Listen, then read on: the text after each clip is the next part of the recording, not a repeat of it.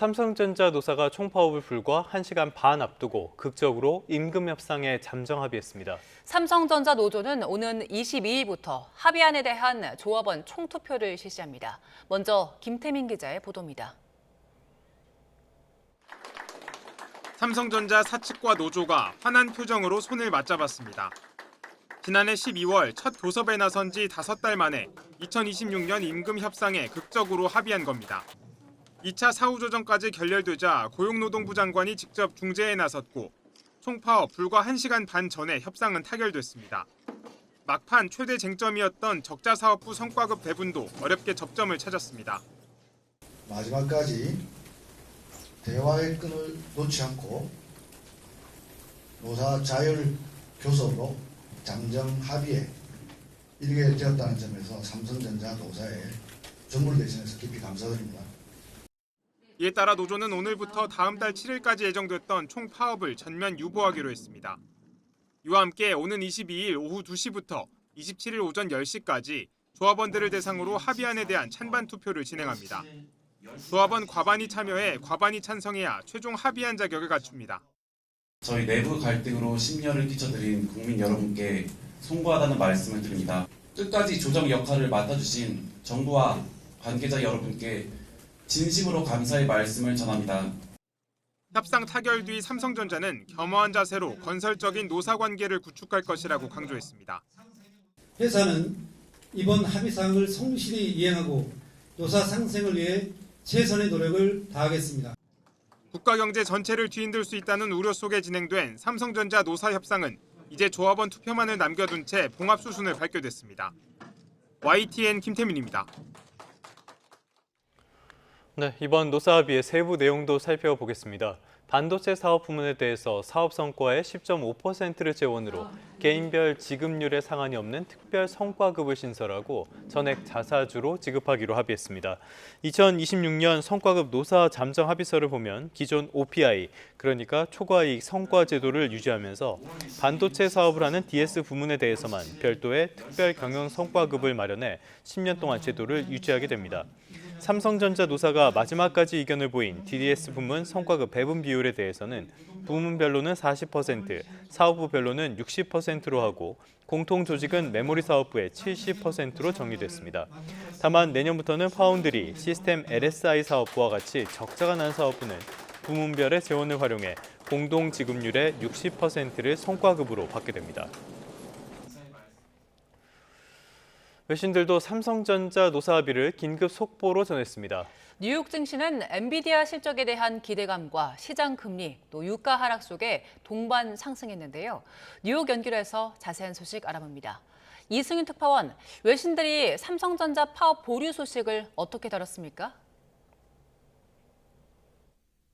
네, 먼저 로이터 통신은 임금 6.2% 인상, 특별 경영 성과급 신설 등 삼성전자 노사 간에 합의된 내용을 속보로 타전했습니다. 또 삼성전자는 한국 수출의 4분의 1을 차지하는 세계 최대의 메모리 반도체 제조업체라면서 AI 붐으로 공급 부족 사태를 겪고 있는 상황에서 생산 차질은 가격 상승을 부추길 위험이 있었다고 설명했습니다. 이어 노사 갈등의 핵심 원인으로 수익성 높은 메모리 사업부와 적자를 내는 비메모리 사업부 간의 이 성과급 배분 문제를 언급했습니다. 블룸버그 통신은 파업이 삼성전자의 차세대 반도체 개발 가속화 노력에 부담이 될 수 있었다고 분석했습니다. 이어 데이터 센터 서버부터 스마트폰, 전기 자동차에 이르는 핵심 반도체를 공급하는 삼성전자의 생산 중단 사태가 현실화했다면 전 세계 기술 공급망 전반에 파장을 미쳤을 것으로 지적했습니다. 그러면서 삼성전자와 SK 하이닉스 같은 기업들이 AI 호황에서 얻은 이익에 더 큰 몫을 노동자들이 요구함에 따라 전국적으로 끌어오르는 긴장 상태를 분명하게 보여주었다고 지적했습니다.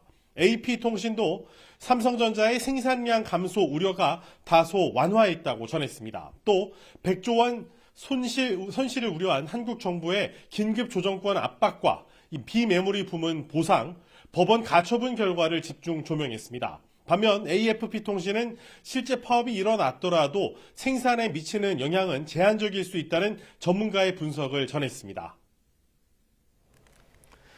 네, 뉴욕 상황도 살펴보죠. 엔비디아 실적에 대한 기대감이 컸는데 이 부분부터 짚어볼까요? 네, 글로벌 AI 반도체 시장의 절대 강자인 엔비디아가 발표한 1분기 매출은 1년 전보다 무려 85% 증가한 816억 달러로 시장 예상치를 크게 웃돌았습니다. 12분기 연속 최대 매출 신기록을 세우기도 했습니다. 또 2분기 매출 전망치는 891억 8천만 달러에서 928억 2천만 달러로 전망치인 873억 6천만 달러를 웃돌았습니다.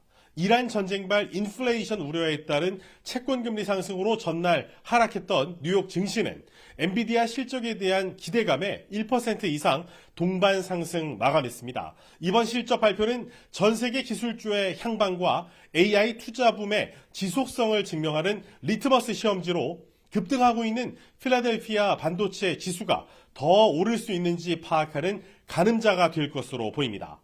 엔비디아의 강력한 실적은 루멘텀 같은 이 광학주나 브로드컴 같은 네트워킹 기업 등 관련 업종도 확실하게 견인하는 파급력이 크다는 평가를 받고 있는데요. 경제 전문가의 분석 직접 들어보시죠. I think there's more upside for NVIDIA, but that should tell you something as an investor. Perhaps there's more potential growth opportunities sitting around NVIDIA and other benefactors of that overall AI ecosystem. 기대감을 선반영해 엔비디아의 주가는 2달 연속 빠르게 오르며 시가총액 5조 달러 선을 다시 훌쩍 넘어섰습니다. 지난주 기록한 최고치 기록으로 따지면 시총은 이제 5조 7천억 달러에 육박하고 있습니다. 지금까지 뉴욕에서 YTN 이승윤입니다. 네, 이란에 대한 공격을 보류한 트럼프 대통령이 협상이 최종 단계에 있다면서도 추가 공격 가능성을 시사했습니다. 또 라이칭더 타이완 총통과 통화해 무기 수출을 논의하겠다며 중러 정상회담에 맞불을 놨습니다. 워싱턴 연결합니다. 홍상희 특파원, 트럼프 대통령이 이란과의 협상이 최종 단계에 있다고 말했다고요?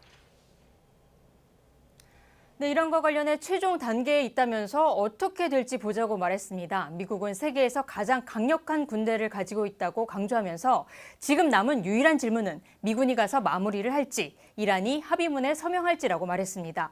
그러면서 이번에는 이란을 더 강하게 타격할 수 있다고 경고했는데요. 트럼프 대통령의 발언 먼저 들어보시겠습니다. We hit them very hard.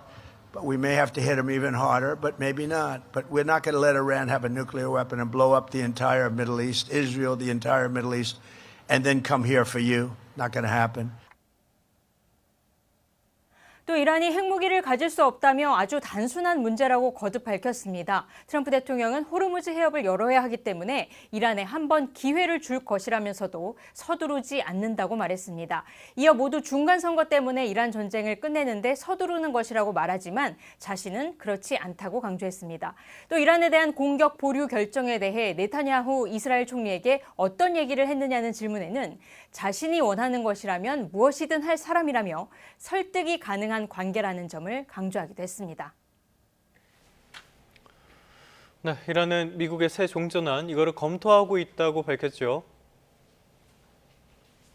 네, 에스마일 바가의 이란 외무부 대변인은 미국으로부터 새로운 제안을 전달받아 지금 현재 면밀히 검토하고 있다고 말했습니다. 모신 나크비 파키스탄 내무장관을 통해서 미국의 새 종전안을 전달받았다는 건데요. 바가이 대변인은 종전을 위해 미국 측이 먼저 이란의 해외 자산 동결을 해제하고 해상 봉쇄를 중단해야 한다고 요구했습니다. 이란의 요구를 바탕으로 협상이 진행된다면 성공한 외교가 되겠지만 미국 측이 부당한 요구를 계속 고집한다면 성공하지는 못할 거라고 말했습니다. 앞서 아바스 아라그치 이란 외무장관도 협상할 준비도 싸울 준비도 돼 있다고 밝혔는데요. 들어보시겠습니다.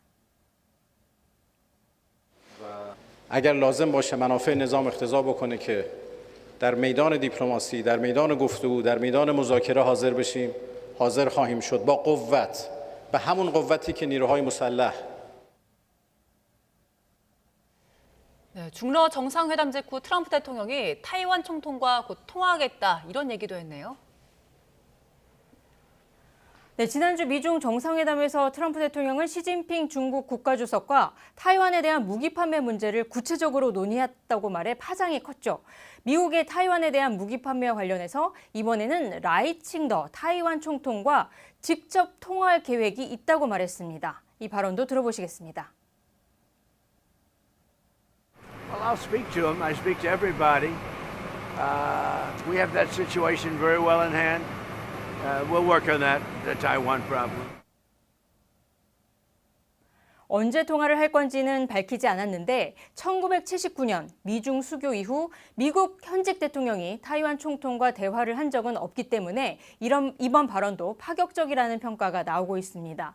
만약 통화가 이루어진다면 타이완 입장으로서는 중대한 외교적 진전이 되겠지만 타이완을 자국 영토로 여기는 중국을 자극할 가능성이 크기 때문입니다.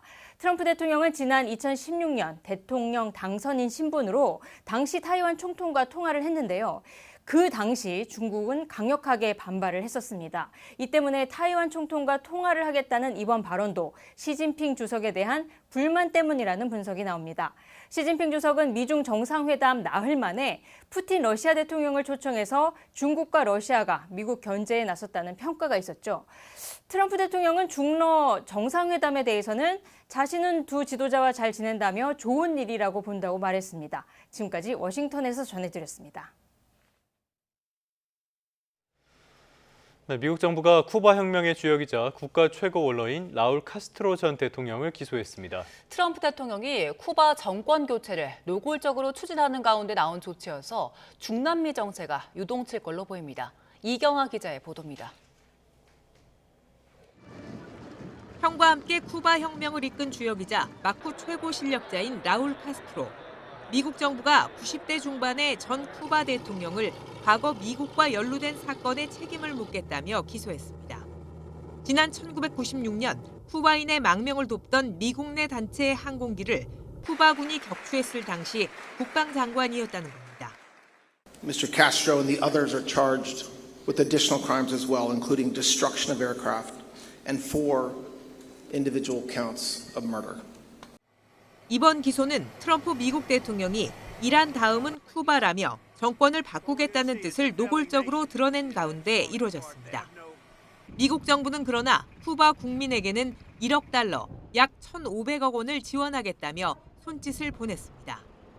미국의 고강도 제재 이후 최악의 경제난이 이어지고 있지만 그 책임은 국가 이익을 독점한 쿠바 권력자들에게 있다고 주장했습니다.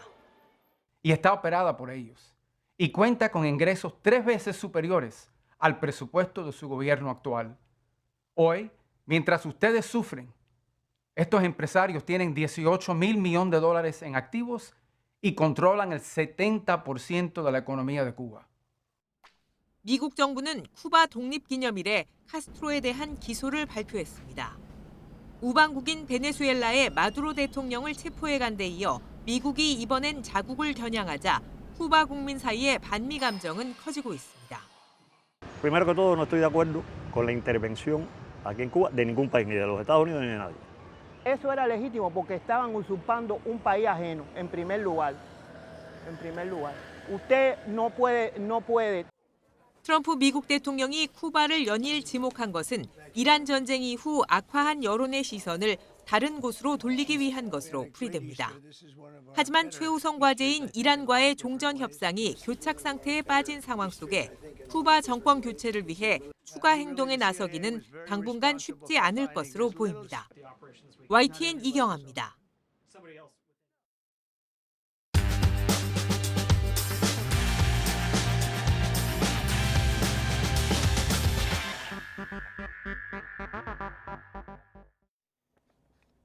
(5월 21일) 목요일 스타트 브리핑 시작합니다. 먼저 동아일보는 선거철에 또 등장한 정당 현수막 공해를 다뤘습니다. 서울시 불법 현수막 기동정 비반의 단속 현장으로 가보시죠. 중랑구의 면목역 사거리 쪽인데요. 이날 1시간 만에 이 일대에서 불법 현수막이 7개나 적발됐습니다. 지난해 전국 불법 정당 현수막 단속 건수는 10만 2천여 건으로 1년 새 84%나 늘었습니다. 특히 명당 알박기를 하려다가 게시 규정을 어긴 사례가 많습니다. 명당을 선점하려고 일단은 정당 구호 현수막을 걸어두고 버티다가 선거운동 기간이 시작되면 후보 홍보용으로 바꿔치기 하는 시기입니다. 올해 1분기에 적발된 불법 정당 현수막의 69%가 게시기한 위반 사례였습니다. 또 각종 혐오와 허위 표현이 담긴 현수막도 주요 단속 대상입니다. 게시 개수나 높이 기준을 지키지 않아서 안전을 위협하는 사례도 늘고 있는데요. 정당 현수막을 걸 수 있는 지정 게시대를 확대 설치해야 한다는 지적이 나옵니다. 이어서 볼 기사는 적립금 500조 원을 돌파한 퇴직연금 이야기입니다. 어제 고용노동부와 금융감독원이 발표한 퇴직연금 운용 현황 보고서 내용 한겨레 신문이 정리했습니다. 지난해 퇴직연금 적립금은 1년 전보다 16.1% 증가한 501조 4천억 원, 연간 수익률도 역대 최고치인 6.5%를 기록했습니다. 그런데 상하위 10%의 수익률을 비교했더니 무려 39배 차이로 양극화가 심각합니다. 즉 평균의 함정이 숨어 있는 거죠. 가입자의 절반은 2에서 4%로 낮은 수익률에 머물렀고요. 11.2%는 수익률 2% 미만에 그쳤습니다. 적립금을 어떤 상품에 투자했느냐에 따라서 희비가 엇갈렸는데요. 상위 10% 그룹은 주로 실적 배당형 상품에, 하위 10% 그룹은 원리금 보장형에 투자한 걸로 나타났습니다. 보고서는 수익률 개선을 위해 생애 주기 펀드, TDF와 디폴트 옵션을 제안했고요. 금감원은 가입자가 자산 배분에 관심을 갖는 게 중요하다고 강조했습니다. 다음 조선일보는 공짜 스포츠 중계 찾다가 수조 원의 도박판이 열리는 실태를 꼬집었습니다. 한국에서 주요 해외 스포츠 경기를 보려면 매달 2만 원가량 구독료를 내야 합니다. 하지만 무료로 시청할 수 있는 불법 사이트들이 횡행하는 현실인데요. 첫 충전 50% 보너스, 당일 손실 페이백 등 사설 도박 광고 문구가 사이트 화면을 뒤덮고 있습니다. 지난 3년간 적발된 불법 스포츠 도박 규모는 무려 4조 8,574억 원입니다. 중계 유료화가 되면서 적발 건수도 확 늘었습니다. 다음 달 개막하는 북중미 월드컵을 앞두고 불법 사이트들이 더 기승을 부릴 걸로 보이는데요. 불법 중개 사이트가 도박장 유인책 역할을 하자 정부가 칼을 빼들었습니다. 개정 저작권법이 시행되면서 문체부 장관이 즉시 차단 명령을 내릴 수 있게 됐습니다. 문체부는 이르면 이달 중으로 일부 사이트에 대해서 긴급 차단 명령을 내릴 걸로 알려졌습니다. 무료 시청 찾다가 절대 도박의 늪에 빠져선 안 되겠습니다. 끝으로 볼 중앙일보 기사, 제목에 눈길이 확 갑니다. 쳐다보지 마, 확 쏴버리기 전에 라면서 매섭게 쳐다보는 주인공, 바로 도시의 검은 폭군이라고 불리는 큰부리 까마귀입니다. 큰부리 까마귀는 몸집이 50에서 60cm로 한국에 사는 까마귀 중에 가장 큽니다. 도심에서 자주 목격되는데요. 5, 6월이 되면 시민들을 공격하기도 합니다. 새끼를 보호하는 습성 때문에 주변에 대한 공격성이 높아지는 시기이기 때문이죠. 매년 시민 피해 사례가 반복되자 정부가 국민안전 행동 요령을 안내했습니다. 먼저 큰부리 까마귀와 눈을 마주치면 안 됩니다. 사람의 시선을 위협으로 인식하기 때문입니다. 또 까마귀가 위협한다고 해서 물건을 던지거나 막대기를 휘두르는 등 맞대응도 금물인데요. 위협한 사람의 얼굴을 5년 후에도 기억해서 나중에 보복할 수도 있거든요. 큰부리 까마귀 만나면 눈 쳐다보지 않기와 맞대응하지 않기 꼭 기억하시길 바랍니다. 5월 21일 아침 신문 살펴봤습니다. 지금까지 스타트 브리핑이었습니다.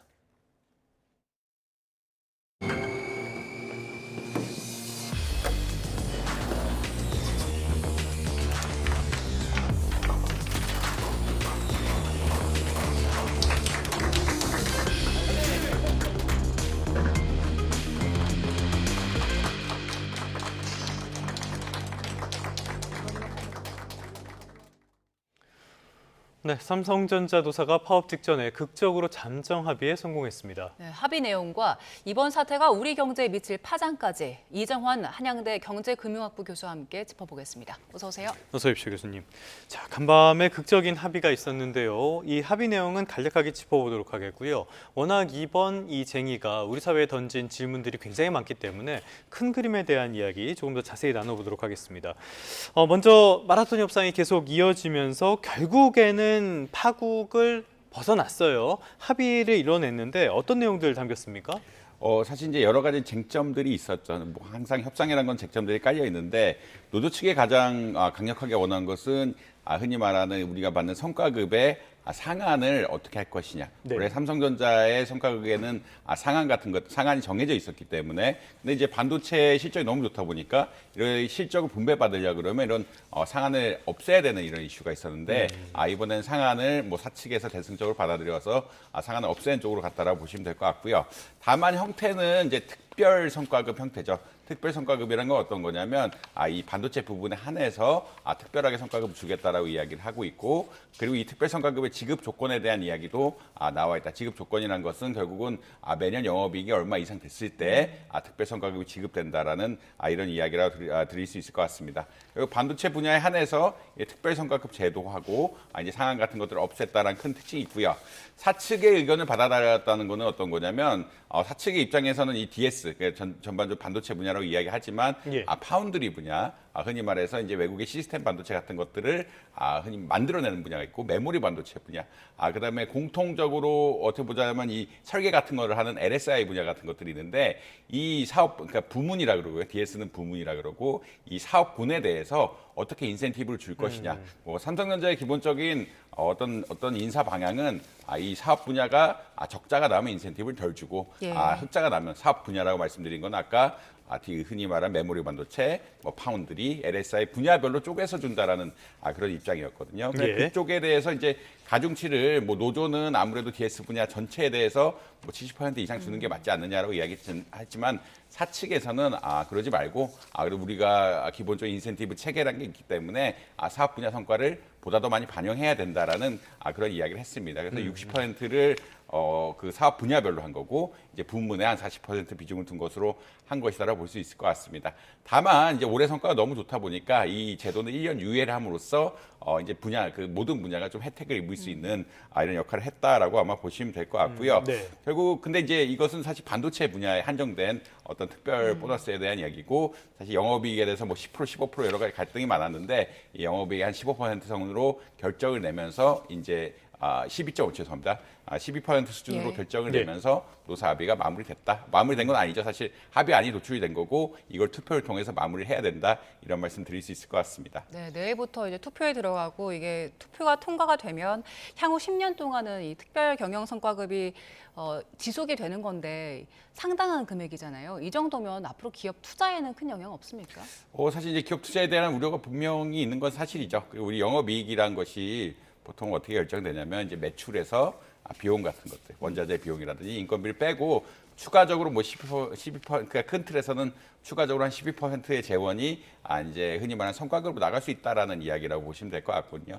그러니까 원래 지금 1.5%의 특별 성과급에서 10.5%인데 12%의 그러니까 영업이익이 난 거에서 12%만큼 이제 흔히 말해서 이제 노조 측 그리고 근로자들이 가져가다 보니까 이것이 투자를 줄일 수 있는 것이 아니냐라는 이슈들이 나오고 있다. 특히나 지금 반도체는 폐비라 그러는데 반도체 생산하는 시설 폐비라 그러는데 이전에 비해서 예전에는 팹 하나를 만들려고 하면 한 30조 정도 들었다라고 이야기하는 지금은 60조 가량 든다라고 이야기하고 있거든요. 그만큼 어느 기술이라든지 이런 것들이 좋아지면서 기술이 좋아진다는 얘기는 그 장비 시설의 어떤 질 같은 것도 높아지게 되고 이 비용 같은 것도 올라간다라고 말씀드릴 수 있겠고요. 전기료라든지 이런 전반적으로 이런 생산시설 비용 같은 것들이 올라가다 보니까 투자에 대해 좀 부정적인 영향이 있는 것이 사실이 아니냐 이런 이야기는 나올 수 있겠습니다.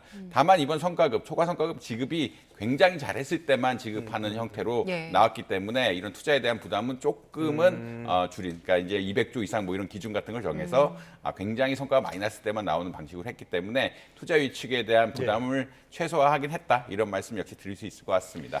자, 지금 말씀해 주신 것처럼 투자에 대한 우려가 있고요. 그래서 지금 이런 합의를 두고 세 가지 큰 질문이 우리에게 던져진 것 같습니다. 첫 번째로는 이렇게 예상치 못한 초과 이익을 어떻게 배분해야 될 것인지가 하나 있을 것 같고요. 노조의 이기주의 문제가 또 하나 있을 것 같습니다. 세 번째로는 여기서 발생한 초과세수, 이건 또 어떻게 써야 되냐 이런 문제가 있을 것 같은데요. 하나하나 짚어보도록 하겠습니다. 먼저 초과이익 문제인데요. 노조, 일반적으로 주주는 자녀 이익을 청구한다고 이야기를 하잖아요. 남는 이익은 주주 거라고 생각을 하는데 지금 노조가 이런 이익을 계속 요구를 했기 때문에 주주한테 갈 몫은 오히려 적어졌다라는 평가도 있거든요. 이런 초과이익, 이런 것들은 어떻게 배분하는 게 맞다고 보십니까? 사실 이제 죄송합니다. 사실 이제 아무래도 회사의 주인이 주주다 보니까 주주 입장에서는 당연히 가져가는 게 맞다. 그러니까 우리가 사실 주주는 주식을 가지고 있고 주식을 가지고 있다는 것은 주가의 변동성에 굉장히 많이 노출이 되어 있다는 이야기거든요. 주가의 변동성에 노출이 되어 있다는 것은 위험의 대부분을 주주가 가지고 있다라고 말씀드려도 뭐 크게 어긋난 부분은 아니다라고 말씀드릴 수 있겠습니다. 예. 그렇기 때문에 이렇게 성과가 좋게 나오면은 그 부분을 결국은 주주가 대다수 가져가야 된다는 데는 사실 동의할 수밖에 없다. 왜냐하면 이 자산의 리스크를 다 주주들이 지고 있기 때문에 네. 이런 부분에서는 동의를 해야 된다는 말씀드릴 수 있겠고요. 결국 영업이익이 나면은 투자하고 결국 배당을 받는 건데 이 영업이익의 일부를 또 이게 흔히 말해서 근로자들이 가져가게 되면 뭐 배당이 줄어들 수밖에 없는 이런 상황들이 오기 때문에 아무래도 주주에 대한 부분들은 좀 고려가 더 많이 돼야 된다고 보실 수 있을 것 같습니다. 다만 이렇게 좀 많이 나왔을 때는 비율적으로 얼마나 이제 나눠야 되는가가 이제 주주하고 노조 간의 갈등 혹은 근로자의 갈등이라고 아마 보실 수가 있는데 지금 기준이 왔다 갔다라고 할 수 있는 것 같아요. 사실 SK 하이닉스가 10%라는 기준을 먼저 세워버려가지고 이 삼성전자라든지 그 이후의 대기업들이 SK 하이닉스 기준을 좀 따라가는 양상들이 있긴 한데 이것이 사실은 최근에 뭐 주주 이 정도의 영업이익 배분안 같은 것들은 흔히 말하는 일반적으로 노사 합의가 아니라 주주총회를 위해서 결정해야 되는 것이 아니냐라고 할 그렇죠. 정도로 예. 지금 안건이 세게 나오고 있거든요. 결국은 그러니까 15%영업이익이 15%라는 얘기는 지금 300조라고 이야기를 하고 있으면 뭐 45조 가량은 주주들이 덜 갖고 간다고 생각할 수가 있기 때문에 주주 입장에서도 굉장히 큰 이슈긴 하다라고 말씀드릴 수 있겠습니다. 그게 이제 사실 몇 퍼센트를 가져가야 되는지에 대해서 합의가 안 나왔기 때문에 이것을 차근차근 검토해 가야 되는 이런 과정이라고 보시면 될 것 같고요. 물론 이제 대다수는 가져가지만 일부 근로자에 줘야 되는 분명히 이슈는 있고 다만 아까 말씀드린 것처럼 이 금액에 대해서는 계속 주주하고 뭐 흔히 말하는 근로자 측에 갈등이 있을 수밖에 없다. 이런 말씀 드릴 수 있을 것 같습니다. 여기서 또 궁금한 게 하나 있는데요. 그렇다면은 지금까지 삼성전자의 이런 성과급 배분 기준 이것 자체가 투명하지 않았기 때문에 이런 문제를 키웠다. 이런 비판도 있거든요. 소위 말하는 삼성전자의 경제적 부가가치, EVA 이런 부분에 대해서도 손봐야 될 필요성이 있는 거 아닙니까? 사실 회계 기준, 그러니까 이제 성과급이란 게 회계적으로 나온 재무 수치에 따르면 굉장히 좀 쉽게 평가될 수 있다는 말씀드릴 수 있겠습니다. 왜냐하면 장부에 찍힌 가격을 가지고 우리가 나누는 이런 분배 과정이라는 것은 비교적 쉬운 프로세스라 그러는데 EVA라는 것은 경제적 부가가치라고 이야기하죠. 경제적 부가가치라는 것은 사실 이제 근로자의 어떤 비용까지 다 감안을 해가지고 얼마나 실제 가치를 창출했느냐. 그러니까 흔히 말해서 장부에 나오는 비용이 아니기 때문에 한 번 더 가공을 해야 되는 비용이고 한 번 더 가공을 해야 되는 가공해야 되는 가치라고 보시면 될 것 같고 한 번 더 가공을 한다는 이야기는 아무래도 노조 측 입장에서는 좀 불확실성이 커질 수밖에 없는 이런 상황들이다. 이런 말씀 역시 드려야 될 것 같고요. 그렇기 때문에 이제 지금 계속 이야기가 나오는 것은 회계 장부에 나온 영업이익을 기준으로 해야 되는 것이 아니냐. 장부란 것은 결국은 감사를 받은 거기 때문에 누구나 어떻게 보면 어그리할 수 있는, 동의할 수 있는 이런 숫자라서 그런 투명성에 대해서 또 이야기가 나오고 있다. 이런 말씀 드릴 수 있을 것 같습니다. 짚어주신 것처럼 그 성과급과 영업이익을 연동하는 비율에 대한 불만도 주주들이 갖고 있지만 절차적인 정당성에 대한 지적도 나오고 있거든요. 주총 결의 없이 이걸 연동하는 그런 최종 합의안을 협상하는 것 자체가 법률상 무효다 이런 지적을 하면서 지금 법적 절차도 밟으려고 하는 것 같은데 이 부분에 대해서는 앞으로 삼성전자 측에서 어떻게 고민해야 됩니까? 사실 이제 규모가 작으면 통상적인 성과급 배분이라는 이슈 같은 것들은 결국 주주가 뭐 이사회를 통해서 회사의 대리를 맡겼기 때문에 회사에서 결정하는 것이 맞다라고 말씀드릴 수 있겠습니다. 다만 이번처럼 규모가 크게 되면은 주주의 가치를 훼손한다라고 볼 수가 있기 때문에 그 회사의 운영을 위해서 주주의 가치를 훼손한다는 이런 측면에서 볼 수가 있기 때문에 이것을 흔히 말해서 추총에서 결정해야 되는 것이냐 아니냐.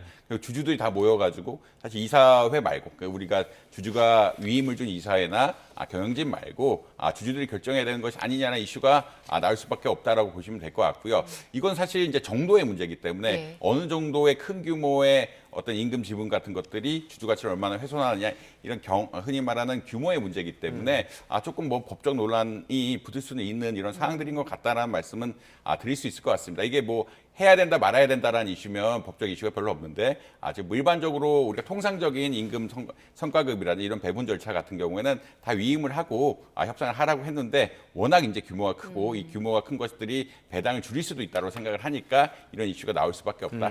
이런 이야기를 드릴 수 있을 것 같습니다. 알겠습니다. 두 번째로 살펴봐야 될 문제는 노노 갈등 문제인데요. 이번에 보면은 DS 부문과 DX 부문 원래도 사이가 그렇게 썩 좋지는 않다고 알려져 있었는데 이제는 완전히 소외감이 너무나 커진 것 같아요. 특히 DX 부문, 완제품을 만드는 곳에서는 예전에 반도체 안 좋았을 때 우리 돈 가져다가 니네 투자한 거 아니냐 이런 불만이 지금 직접적으로 나오고 있거든요. 이런 측면들은 또 어떻게 봐야 됩니까? 사실 조항이 약간 들어가긴 들어갔죠. 600만 원 정도 지급한다. 그게 예. 작은 아까 말씀드린 것처럼 이 협약은 DS 부분, 반도체 부분의 협약이라고 보시면 될 것 같고 협약 부분의 말미에 DX 부분에도 600만 원 정도를 지급한다라고 이야기를 하고 있는데 사실 이제 DX 부분에서는 불만이 많을 수밖에 없는 이런 상황이라고 할 수밖에 없고요. 그리고 이제 이슈가 되는 것은 사실은 DX 부분이 휴대폰을 만들고 휴대폰이 또 반도체 같은 것도 굉장히 많이 쓰는데 그리고 다른 가전제품도 반도체를 굉장히 많이 쓰는데 그렇죠. 그것을 삼성전자에서 많이 삼성전자의 DS 부분에서 많이 사주면서 어려울 때 우리가 성과급을 받을 수 있게끔 해준 것이 아니냐. 서로 윈이라는 구조를 가지고 간 건데 이 부분에 대한 고려가 너무 없는 것이 아니냐. 사실 어려울 때 도와준 부분들을 보다 잘 해줬어야 되는데 그런 이해관계가 반영된 것이 아닌 거 아니냐라는 이슈가 나오고 있고요. 그렇기 때문에 삼성전자 내부에서 DS 부분하고 DX 부분의 갈등 같은 것들이 불거질 수밖에 없다라는 말씀을 드릴 수 있을 것 같습니다. 예. 특히나 이제 지금 분야는 이제 반도체 분야에 특별 성과급이 지급됐기 때문에 DX 분야의 어떤 불만 같은 것들은 좀 더 늘어날 수밖에 없는 이런 상황이라고 보시면 될 것 같고 600만 원하고 6억이 사실 규모면에서도 규모에서도 너무 많이 차이가 나기 때문에 이게 회사 전체에서 어떤 영향을 가질지 조금 지켜봐야 되는 이런 상황들이다. 이런 말씀 드릴 수 있을 것 같습니다. 여기서 또 하나 또 살펴봐야 될 게요. 삼성전자 지금 반도체 노조 쪽에서는 이렇게 성과가 많이 났으니까 우리에게 돈을 달라라고 요구를 하고 있는 거잖아요. 그리고 그게 관철이 되기도 했고요. 그런데 반도체 산업이라는 게 안 좋을 때는 막 적자도 나고 이런단 말이죠. 그럴 때 노조가 책임을 지는 건 아니지 않습니까? 사실 이제 근로자는 지금 인센티브 제도, 이게 성과급의 인센티브 제도고요. 인센티브 제도란 것은 결국은 흑자가 났을 때 어떻게 분배를 하느냐 이슈이기 때문에 적자가 났을 때는 사실 근로자들은 조금 피해 보는 것들이 별로 없다. 그렇기 때문에 이게 비대칭적으로 작용하는 것이 아니냐라는 이야기가 나오고 있고요. 일률적인 영업이익에 연동하는 제도 같은 것들은 그래서 배제해야 되는 것이 아니냐는 이야기들이 굉장히 많이 나오고 있다. 이런 말씀 역시 드릴 수 있을 것 같습니다. 일률적으로 배분한다는 이야기는 흑자가 났을 때는 당연히 받지만 영업이익 성과급을 마이너스를 줄 수는 없기 때문에 적자가 났을 때는 그냥 영업밖에 안 받는 이런 상황이라고 될 수 있을 것 같고요. 그렇다는 이야기는 근로자분들이 혜택만 너무 보고 책임을 너무 안 가져가는 것이 아니냐. 이 책임을 가져가려고 하면은 일종의 어떤 해고 제도라든지 이런 것들이 좀 보완돼야 되는 것이 아니냐라는 이야기들이 계속 나오고 있다라고 보시면 될 것 같습니다. 그래서 최근 가장 화두가 되는 것은 영업이익의 몇 %, 그러니까 성과의 몇 %를 직접 가져가는 배분 시스템이라고 볼 수 있을 것 같고요. 그렇다면 이런 배분 시스템을 했을 때도 그 적자가 났을 때는 또 흔히 말하는 근로자분들의 성과급이 마이너스 될 수는 없는 상황들이다. 이 부분을 어떻게 처리하는 것이냐, 그리고 근로자의 책임을 얼마나 강화해야 될 것이냐에 대해서 사측하고 근로자 측하고 어떤 갈등 관계가 계속되고 있다. 이런 말씀 역시 드릴 수 있을 것 같습니다. 예, 또 하나 짚어볼 부분이 이번에 생긴 그 초과 세수에 대해서 어떻게 나눌 것인가, 이 부분에 대해서 정부도 고민을 할 텐데 이 부분은 어떻게 해결해야 될까요? 사실 초과 세수란 것은 예측하지 못한 세수긴 한데 이게 완전히 운에 의한 어떤 그런 건 아니거든요. 사실 이게 섹터의 어떤 전망, 그리고 AI 산업의 발전에 의한 것이기 때문에 이것을 특별하게 나눠서 쓰는 것에 대해서 좀 부담감이 있을 수밖에 없다. 완전히 우리나라가 예를 들어서 석유가 갑자기 나오면서 원유 같은 것들이 채굴이 되면서 이런 나오는 세금에 대해서는 국부를 통해서 나눠 가지는 이런 방향성들이 논의가 될 수가 있는데, 그것을 특별한 목적을 위해서 펀드 같은 것들을 만들거나 미래를 위해서 기금을 만들어 쓰는 이런 작업들이 할 수가 있는데, 지금 같은 경우에는 아무래도 초과 세수가 발생을 했지만 이 발생하는 것 자체가 AI 산업의 발전이라는 흔히 말하는 글로벌 흐름에 따라서 나온 거기 때문에 조금 이것을 초과 세수를 다른 쪽으로 쓰기가 좀 어려운 이런 상황들이긴 하다라는 아마 말씀드릴 수 있을 것 같고요. 이게 완전한 우연이 아니고 어떤 산업의 발전 때문에 이런 이슈들이 발생할 수밖에 없다라는 말씀드릴 수 있겠습니다. 다만 이렇게 재정의 풀이 충분해지면은 재정 운용이 좀 여력이 생기게 되는 거거든요. 이런 재정 운용의 여력이 생길 때 어떤 방식으로 이걸 써야 되느냐 이슈는 또 분명히 있다.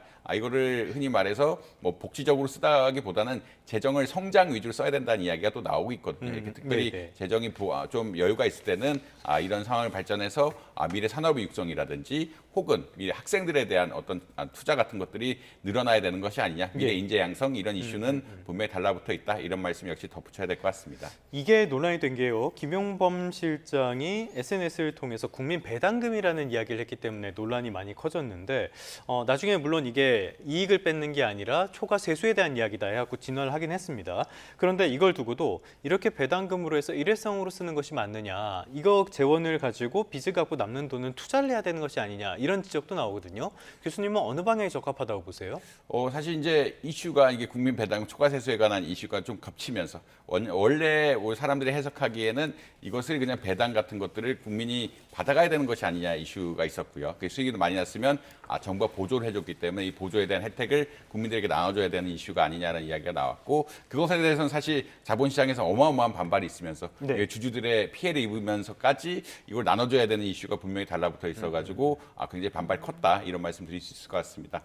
두 번째 이야기하신 초과세수에 대해서는 이 초과세수 부분을 어떻게 쓸 것이냐 또 이슈가 있거든요. 아까 계속적으로 문제가 되는 것이 세수란 거는 하나의 어떤 바구니에 담아있는 특별하게 목적이 있는 세금이 아니면 하나의 풀에 담겨서 다 운영이 되는 것인데, 이렇게 초과적인 세수를 어떻게 운영할 것이냐에 대해서 조금 사람들이 이견이 엇갈리고 있다. 다만 이제 한국의 재정 상황이 그렇게 나쁘지는 않기 때문에 이제 재정 상황이 좀 우려가 되는 것은 부채 같은 것들이 조금 빠르게 늘어나고 있다. 그리고 미래 인구 구조가 안 좋기 때문에 지금 부채를 늘리는 것이 미래 세대에 대한 부담으로 작용할 수 있다라는 그런 이슈지, 당장에 이제 문제가 생기는 것은 아니기 때문에 오히려 이거 어떻게 아까 말씀드린 그 안건을 돌아가면 결국 이걸 얼마나 효율적으로 쓸 것이냐에 대한 이슈로 귀결될 수밖에 없다, 이런 말씀을 아마 드릴 수 있을 것 같습니다. 당장 빚을 갚는 것은 사실 그렇게 필요한 것 같지는 않고요. 이거 초과세수가 생겼을 때 미래의 성장률을 높일 수 있는, 중장기적 성장률을 높일 수 있는 이런 방안들을 찾는 게 맞는 것 같다, 이런 말씀 드려야 될 것 같습니다. 네, 또 앞으로 이제 경영계가 고민해야 될 지점이 생겼는데, 이번에 삼성전자가 파업 무기로 성과급 조건을 끌어내게 된 거잖아요. 그렇기 때문에 다른 기업의 노조에서도 이 부분들을 좀 지켜보고 있을 것이고 비슷한 방식을 택할 수 있다는 우려가 있는 것 같아요. 앞으로 그 기업 흐름은 어떻게 이어질까요? 사실 이게 하이닉스가 먼저 이제 어떻게 보면 이게 공유에 대한 이야기를 했고요. 그렇죠. 그것을 10% 기준을 나누면서 이제 벤치마크가 되기 시작했는데, 이 기준을 이제 점차 더 세게 적용하지 않을까라는 우려는 분명히 있습니다. 그러니까 이제 10%가 이 기업을 했는데 그거보다 또 낮게 가는 것에 대해서는 노조들이 또 부담을 있을 수밖에 없거든요. 노조 측도 의견을 항상 만들어야 되는데 A 회사가 10%를 얘기했는데 우리 회사가 그거보다 낮게 이야기한다는 건 사실 또 어려운 일이라고 할 수 있겠습니다. 노조 협상 과정에서 그래서 지금 현대차 30%에 대한 이야기도 나오고 있고, 이 비율들이 굉장히 올라가고 있는데 사실 이제 이런 것들은 어느 정도 지금 처음 이러한 제도들이 계속 퍼져나가다 보니까 어느 정도 합의가 필요한 부분이라고 보시면 될 것 같고요. 주주들 역시 이제 적극적으로 의견을 피력하면서 어느 정도 수준이 돼야 투자를 유치할 수 있고, 경영진 역시 이런 것들을 반영하면서 투자를 미래 성장성을 도모하고 주주의 가치를 훼손하지 않는 적당한 선을 찾아가는 협상 과정들이 진행될 수밖에 없다라는 말씀 드릴 수 있을 것 같습니다. 그래서 격화될 수밖에 없다. 아무래도 베이스라인이 10%가 깔려 있고 지금 삼성전자가 12%를 이야기했기 때문에 이런 기준점들이 계속 올라갈 수 있는 가능성이 있기 때문에 그것을 적극적으로 어떤 투자라든지 수치를 통해서 적절하게 합의하는 과정들이 필요할 수밖에 없다. 이런 말씀 드릴 수 있을 것 같습니다.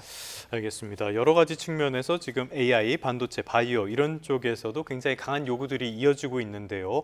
이런 것들이 한국 사회 전반에도 영향을 미치게 될 테니까 좀 고민이 필요한 부분 같고요. 자, 하나 더 살펴보자면요. 이번 사태를 보면은 이재명 대통령을 포함해가지고 고용노동부 장관, 국무총리, 그러니까 정부가 아주 직접적으로 한 기업의 쟁의에 이렇게 개입을 한 그런 상황이 돼버렸거든요. 이런 것들이 좀 과도했다, 나쁜 선례를 만들었다라는 지적도 있고요. 이 산업의 특수성을 생각했을 때 굉장히 잘한 조치다, 다급하게 잘 개입한 조치다라고 보는 시선도 있습니다. 교수님은 어떻게 평가를 하십니까? 저는 잘 개입했다고 생각을 하고 있고요. 이게 국민 경제의 중요성을 이야기하지 않을 수가 없는데 개인 투자자 500만 명 이야기는 이걸 빼고라도 우리나라 국민연금이 한 1,800조 정도 되는데 이 중에 100조가량이 삼성전자에 투자를 하고 있거든요. 그런 이야기는 어떤 거냐면 국민들 연금 자산에 어떻게 보면은 이 한 5, 6% 이상이 삼성전자에 들어가 있는데 이것에 대해서 적극적으로 개입을 안 한다. 그리고 이것이 첨단 산업이고 첨단 산업이 무너지게 되면은 미래 성장성에 대해서 큰 훼손이 있을 수 있는 이런 상황에서 정부가 개입을 안 한다는 것은 사실 좀 어려운 일이 아닌가라고 말씀드릴 수 있겠습니다. 결국 두 가지 측면인데 워낙 국민의 부에서, 그러니까 국민의 부 중에서도 개인의 자발적 투자가 아니라 연기금 같은 어떤 공공의 투자에 차지하는 부분이 너무 크다. 이런 자산적인 측면이 하나가 있고요. 두 번째 차원에서 아무래도 기술이라든지 이런 것들이 한번 뒤처지기 시작하면은 쫓겨갈 수 있는 이런 상황들도 있기 때문에 기술이라는 성장성 측면에서 둘 다 개입할 명분이 충분했다라고 보시면 될 것 같고 예. 적극적으로 개입함으로써 결국은 파업을 완화시킨 것이 아니냐 이런 말씀 드릴 수 있을 것 같습니다. 막판에 노조도 상당한 부담감을 느낀 것 같았으니까요. 이런 부분에서는 꼭 좋은 선례는 아니지만 특수성을 생각하면은 충분히 납득할 만한 조치라는 말씀까지 들어봤습니다. 자, 지금 이 방송 들으시는 분들 관심 있는 부분이라면은 오히려 이런 큰 그림의 얘기보다는 주가 문제가 아닐까 싶기도 해요. 최근 들어서 코스피가 많은 조정을 받고 있고요. 반도체 기업, 특히 삼성전자는 이런 노조 이슈가 걸리면서 주가가 많이 길을 못 피고 있었거든요. 오늘 뭐 분위기가 달라질 가능성 어떻게 보십니까? 죄송합니다. 아무래도 이제 오늘 주가 자체는 좀 오르는 흐름이 나오지 않을까라 많이 기대를 하고 있습니다. 왜냐하면 어제 나스닥이 사실 삼성전자의 좋은 협상의 흐름을 받아서 나스닥 지수가 올라갔거든요. 예. 반도체 분야 역시 엔비디아가 오늘 실적 발표를 하면서 주가가 약간 흔들리고 있긴 한데 엔비디아 자체도 좀 올라가면서 반도체의 성장성에 대해서는 사실 긍정적인 영향을 많이 받고 있다는 말씀 드릴 수 있을 것 같고요. 그렇기 때문에 단기적으로는 뭐 주가가 좀 오를 수 있는 흐름이 나온다 이런 말씀 드릴 수 있을 것 같은데 죄송합니다. 앵커님 말씀하신 것처럼 이것이 중장기적인 흐름으로 갈 것이냐, 지금 8천, 9천을 넘어서 1만까지 도달할 수 있을까에 대해서는 좀 불확실성이 있는 것 같다. 이런 뭐 여러 가지 이슈들이 있는 것 같다는 말씀 역시 드려야 될 것 같습니다. 알겠습니다. 삼성전자 노사 합의 관련된 여러 가지 이슈들 진단해봤습니다. 지금까지 이정환 한양대학교 경제금융학부 교수와 함께 다양한 이슈 진단해봤습니다. 오늘 말씀 고맙습니다. 맞습니다.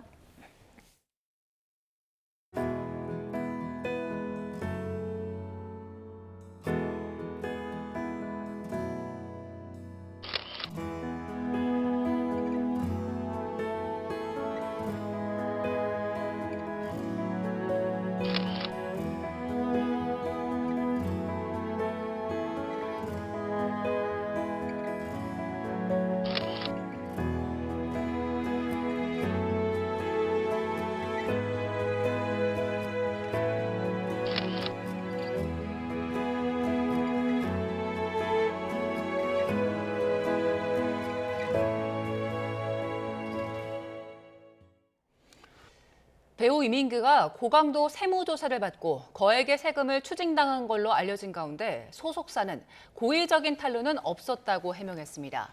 이민기의 소속사 상영 ENT는 먼저 이번 일로 인해 많은 분께 심려를 끼쳐드리게 된 점이 깊이 사과드린다며 부과된 추징금은 관련 절차에 따라 지체 없이 납부했다고 밝혔습니다.